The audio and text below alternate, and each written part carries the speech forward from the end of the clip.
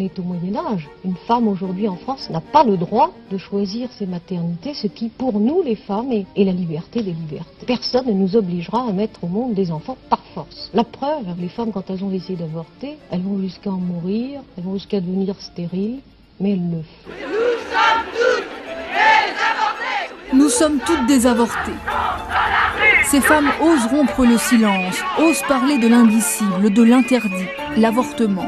Illégal, réprouvé par la morale et par l'Église. Rien ne pouvait faire taire ces femmes descendues dans la rue pour scander leur droit à disposer de leur ventre, leur droit à l'avortement. Il y a presque plus d'un siècle que les femmes manifestent pour le droit à la contraception et à l'avortement. Il n'y a pas si longtemps, c'était au milieu du XXe siècle, la sanction pour les avorteuses, c'était la guillotine. 1971, un manifeste circule, 343 femmes s'accusent du délit d'avortement, de nombreuses personnalités parmi elles. Le manifeste des 343, on les a appelés quelquefois les 343 salopes, le manifeste où nous disions que dans notre vie, nous étions toutes faites avorter. Mais il fallait avoir beaucoup d'argent. Ou bien il fallait le faire en douce. Puis c'était tellement condamnable et condamné, c'était épouvantable. Non seulement ça a été un réconfort immense pour les autres femmes, immense. Et ça a été pour moi un des grands moments, à mon sens, de l'histoire du féminisme français.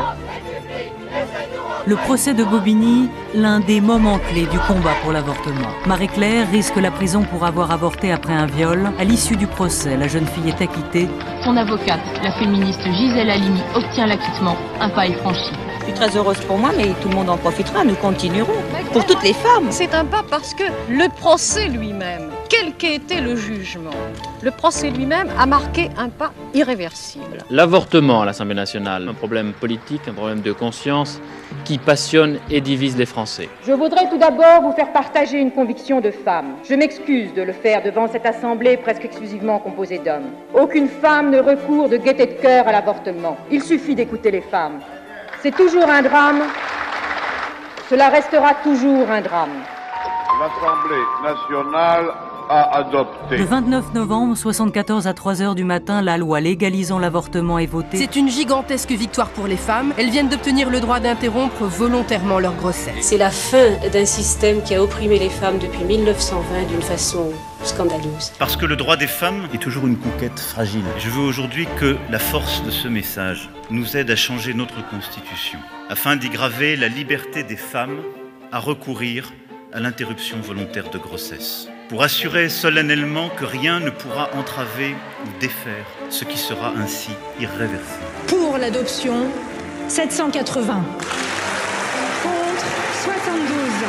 Le Congrès a adopté le projet de loi constitutionnel relatif à la liberté de recourir à l'interruption volontaire de grossesse. La France vit un moment historique. En devenant le premier pays au monde à inscrire l'avortement dans sa constitution. C'est une belle victoire alors que ce droit est menacé partout dans le monde. Ce moment historique. It's become the first country in the world to enshrine the right to abortion in its constitution. La séance est levée. Non, nous ne voulons plus jamais de procès de Bobigny.